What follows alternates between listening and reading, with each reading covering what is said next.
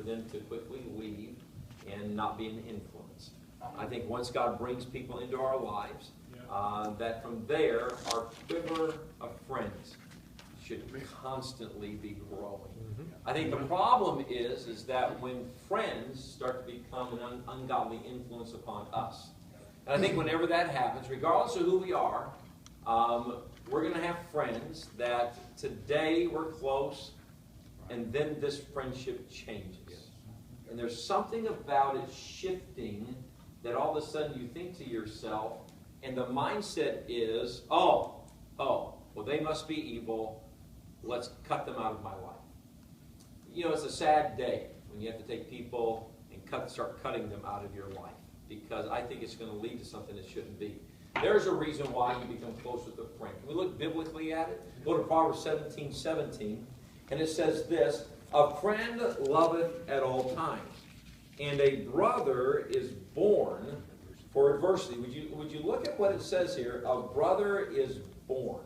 So in this context, it tells us that you have a friend that loveth at all times. But it's only out of adversity that when this friend is now born a family member.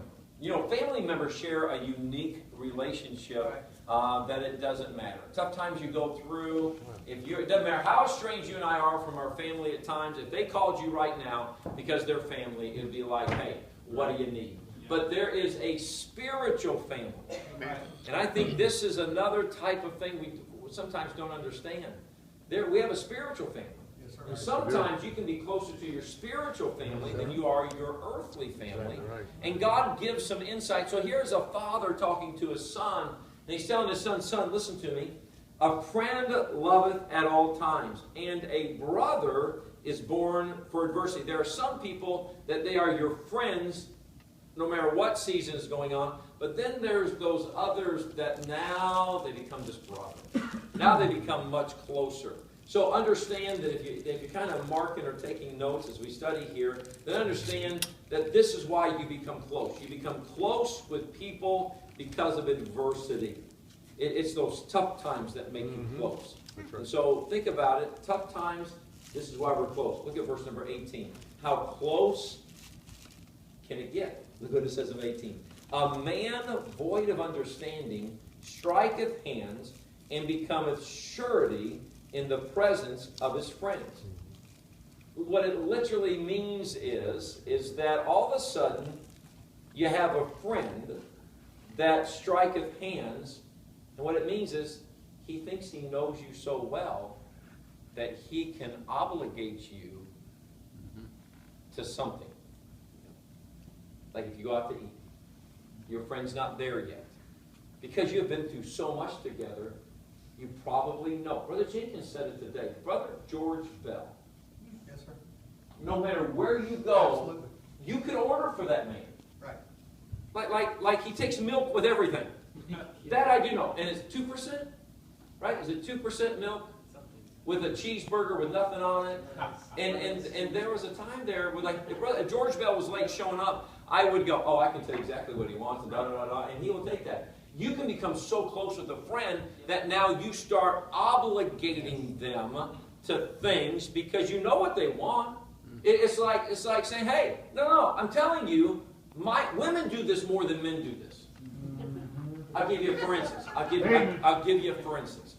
And that for instance is, Kelly and I are at Dirt Cheap. Thank you. Okay, I can never get it right. So we're at Dirt Cheap. And so at Dirt Cheap, we found and I'm not texting anybody, I'm looking for, so I can show you this. We found a 8-foot dinosaur. Whoa. No, y'all, it's in pieces in this box. And so I am like, oh my soul. The very first thing I thought of was my friend has a son that loves dinosaurs. Y'all, loves dinosaurs. Hey, Ospinas, especially Hobby. Come on, Hobby. I want to show you something. Are you ready? We're out shopping. This will make your day. Look what I found. It's a giant dinosaur.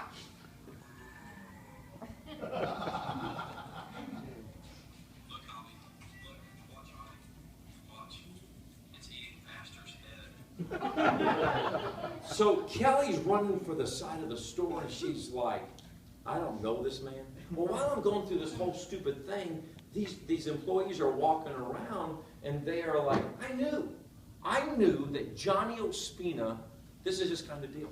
This is his kind of deal. $175.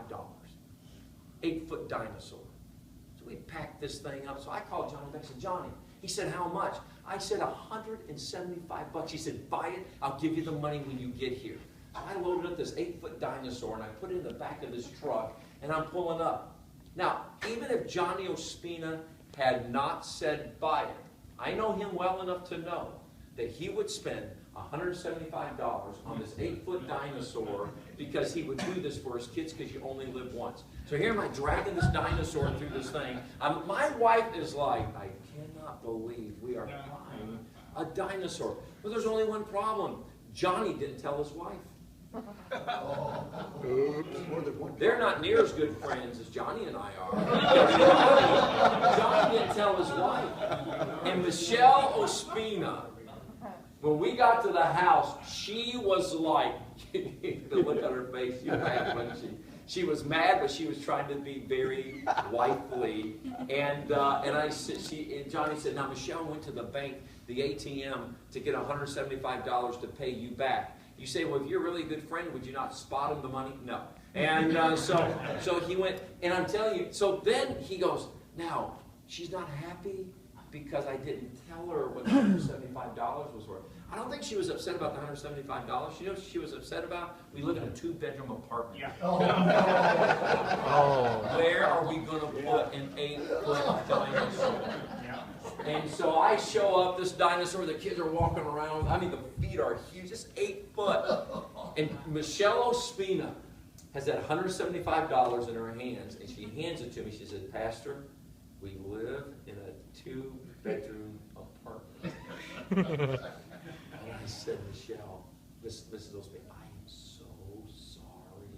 Y'all, about 2 weeks later, was it 2 weeks after that, I get this text that says, hey, do you think the school would like a dinosaur for their science department? And I said, Johnny, can I save your marriage? Can I come get that? It's that 8-foot dinosaur. It's called Dino Bob. And it's in our academy, and it's just standing there. And I told Johnny, I said, Johnny, you could decorate like a Christmas tree at Christmas time, and then it can be your fall season. But this is what this means. You can become so good that you don't understand that you could make an agreement for your friend, and all of a sudden he's stuck, and then his wife kills you. So that's what it's saying. So look at, these are why friendships are so close, and you can become so close that you can put your friend in a situation because you, and I'm not checking the scores, literally, I left the sermon, and go to Proverbs 18:24. Proverbs 18:24, just right across the page. And I always wanted to say, on the Schofield Bible, it's on page, okay, but it should be on page 439 of your Bible. No. Your Schofield. No? You got a bad Bible. And so, look at Proverbs 18:24. Look what it says.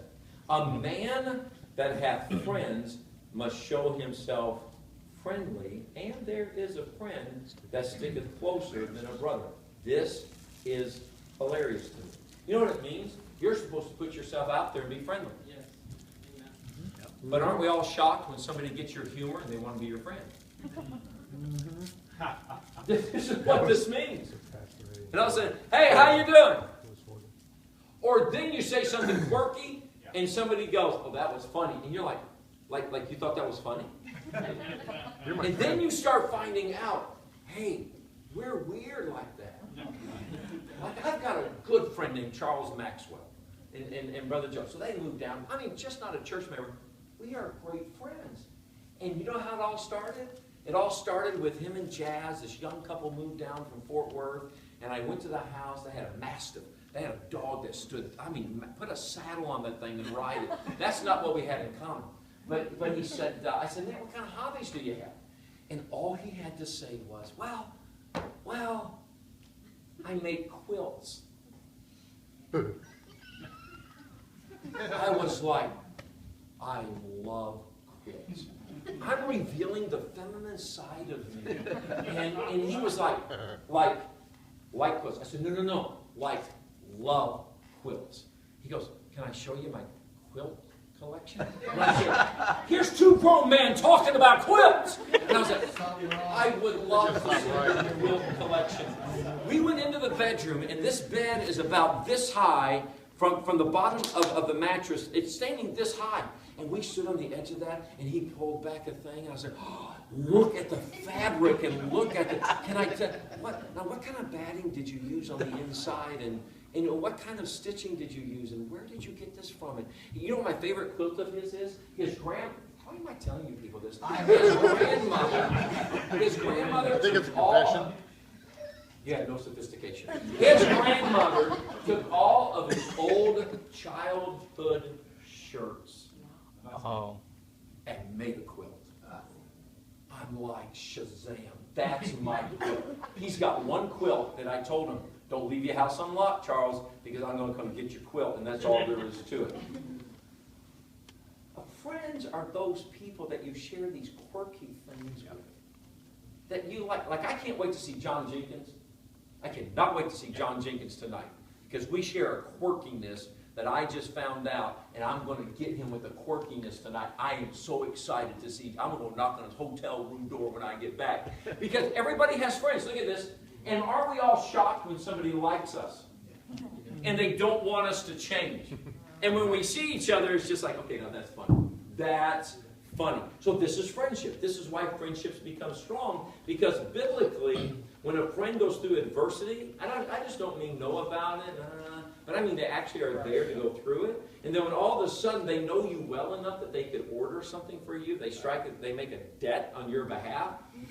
Let me tell you something. I love you, but don't make a debt on my behalf, all right? I don't want to show somebody, oh yeah, they said you would buy it. No, that's not going to happen. And then when all of a sudden a friend must show himself friendly, then go to Proverbs chapter 27, verse 6. See, this is why friendships become very, very close. Look at Proverbs chapter 27, verse number 6. And don't you love friends like this? I like this. Look at verse 5. Open rebuke is better than secret love. Whenever somebody starts out with a verse like this, this conversation is not going to be good. You know what I mean? Look at verse number 6. Faithful are the wounds of a friend, but the kisses of an enemy are deceitful. Do you know what we love about our friends? They can be honest with us, and it doesn't mean they hate us. That was hard. That was hard. You know, Miss Kelly and I have been friends for just ever, and I mean that. We were talking about it. Yesterday when we landed, we were talking about, dating, when we were dating, and the fact that we were just friends. Friends to the point that honesty sometimes creates a wound. But those kind of friends, that's what makes you close. Because anybody else could say it to you, and you would go, you're a liar, and get out of my face.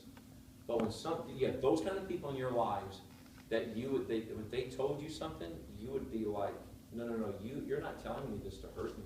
I was trying to date a girl one time, and I was dating her, and Kelly came up and said, Bob, she only wants you for your name. After marrying her, I'm like, well, why did you marry me, huh? But she was honest with me, and she knew how much I liked this girl. By the way, I was always in love growing up, so y'all just need to get over it, because I was 5, I was in love, and I was always in love. But this girl, and so one day we were sitting in the back of the fellowship hall and waiting on something, and here we are, and she said, Bob, I'm telling you, she's only after you for your name. Would you please believe me? Now that hurt. That hurt. And I thought, it's over. That hurt. But you know why I know she was telling me that? Because she's a friend. And she would much rather hurt me privately than for me to get myself in trouble for the rest of my life. So that's a friend. So that's just why. Go to Proverbs 27, verse 9. This verse is going to be very important for the rest of the lesson. Go to Proverbs 27, verse 9. Proverbs 27, verse 9, it says this, ointment and perfume rejoice the heart. So doth the sweetness of a man's friend by hearty counsel. Amen to that. You know, whenever you're giving counsel, the thing that makes it sweet is that it doesn't come from a heart of anything else.